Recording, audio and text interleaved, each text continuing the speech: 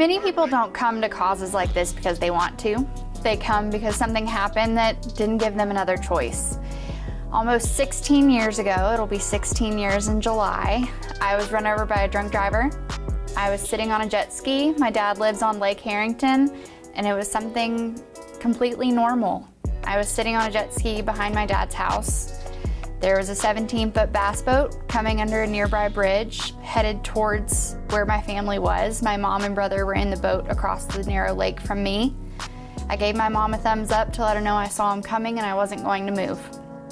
When you get your boating license, they teach you that if a boat's coming towards you, don't try and anticipate where they're going to go, just stay where you are and wait for them to pass. He was very intoxicated. He did not pass. He was headed towards my mom and my brother. My mom screamed, he banked to the left and never straightened up.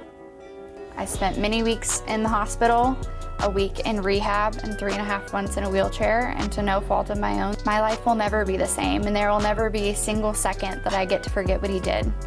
But all I can do is make the next right choice. Because of his choice to consume alcohol and get behind the wheel, my life was never going to be the same. I wanted to be the last little girl this would ever happen to, and nearly 16 years later, I know that I wasn't. But I'll continue to fight until there is.